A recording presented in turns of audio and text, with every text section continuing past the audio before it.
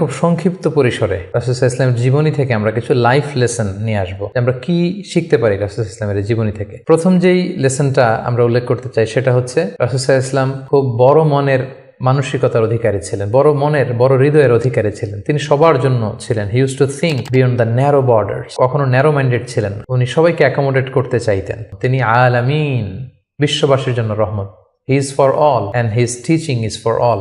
দ্বিতীয় যে শিক্ষাটা আমরা পাই সেটা হচ্ছে রাসূল সাল্লাল্লাহু আলাইহি ওয়াসাল্লাম সবসময় সংঘবদ্ধ জীবন যাপন করেছেন। আমরা যদি দেখি মক্কাতে সংঘবদ্ধ, মদিনাতে সংঘবদ্ধ, যেখানে তিনি ছিলেন সংঘবদ্ধ ছিলেন এবং আমরা যেন ইউনাইটেড থাকি। কোরআনের শিক্ষাটা তিনি বারবার বলেছেন, ওয়ালা তাফাররাকু, তোমরা বিচ্ছিন্ন হয়ো না, তোমরা আলাদা হয়ে জীবন যাপন করো না, বরং তোমরা সংঘবদ্ধ জীবন যাপন করো। 3 নম্বর যে শিক্ষাটি আমরা পাই রাসূল সাল্লাল্লাহু আলাইহি ওয়াসাল্লামের জীবনী থেকে সেটা হচ্ছে তিনি পিস লাভার ছিলেন, শান্তিকামী। কখনো সংঘাতে সহজে বিরোধে জড়াতে চাইতেন না। সবসময় শান্তি প্রতিষ্ঠায় তিনি অগ্রগামী ছিলেন। আমরা যদি দেখি যে কুরাইশদের সাথেও কিন্তু তিনি পিস ট্রিটি করেছেন, শান্তি চুক্তি। সাহাবারা রাজি হচ্ছিলেন না, কিন্তু তিনি করেছেন। মদিনায় এসে তিনি মদিনা চার্টার করেছেন, মদিনা সনদ করেছেন, ইহুদিদের সাথে একসাথে থেকেছেন। কিন্তু মদিনা সনদ ভঙ্গ হয়েছে যখন তারা বিশ্বাসঘাতকতা করেছে। তার মানে তিনি সবসময় শান্তির পক্ষে ছিলেন। তো আমরা যারা নবীজির উম্মত বলে নিজেদেরকে দাবি করি, আমরা যেন সবসময় শান্তিকামী হই, আমরা যেন শান্তির পক্ষে থাকি, এটা আমাদের জন্য শিক্ষা। 4 নম্বর যে শিক্ষাটি আমরা পাই সেটা হচ্ছে he was the flag bearer of justice.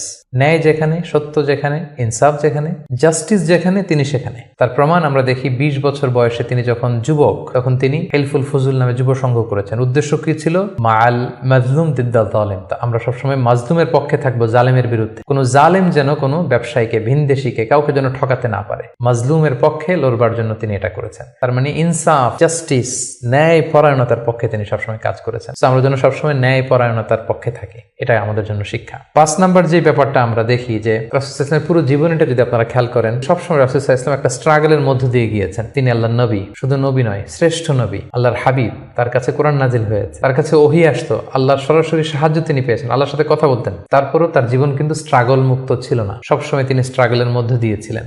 আমরা একটু স্ট্রাগল করলে হতাশ হয়ে পড়ি, একটু বিপদে পড়লে হতাশ হয়ে পড়ি। আমরা যদি রাসূলের জীবনী দেখি তাহলে আমরা বুঝতে পারবো না, হতাশ হওয়া যাবে না, ধৈর্য ধারণ করতে হবে।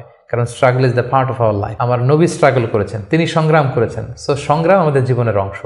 এই শিক্ষাটা আমরা পাই। 6 নম্বর যে শিক্ষাটি আমরা পাই সেটা হচ্ছে রাসূল সাল্লাল্লাহু আলাইহি ওয়াসাল্লাম ব্যক্তিগত জীবনে অত্যন্ত সৎ ছিলেন। যে কারণে যে কুরাইশরা রাসূল সাল্লাল্লাহু আলাইহি ওয়াসাল্লামের বিরোধিতা করত, তারাই রাসূল সাল্লাল্লাহু আলাইহি ওয়াসাল্লামকে উপাধি দিয়েছিল আস-সাদিক আল আমিন, সত্যবাদী, আমানতদার। যেদিন তিনি হিজরত করবেন সেদিন তিনি তার ঘরে রাসূল সাল্লাল্লাহু আলাইহি ওয়াসাল্লাম আলী রাদিয়াল্লাহু তাআলা আনহুকে রেখে গিয়েছিলেন। কারণ ওনার কাছে মক্কার অনেক লোকেরা আমানত রেখেছিল। সেই আমানতগুলো বুঝিয়ে দিতে আলী রাদিয়াল্লাহু তাআলা আনহুর 3 দিন সময় লেগেছিল। এত পরিমাণে ডিপোজিট ছিল, আমানতের বিভিন্ন জিনিসপত্র ছিল, সেগুলো আলী রাদিয়াল্লাহু তাআলা আনহু বুঝিয়ে দিয়ে তারপরে তিনি হিজরত করেছেন। কতটা আমানতদার ছিলেন আমাদের প্রিয় নবী। এবং ওনার এই ব্যবসায় আমানত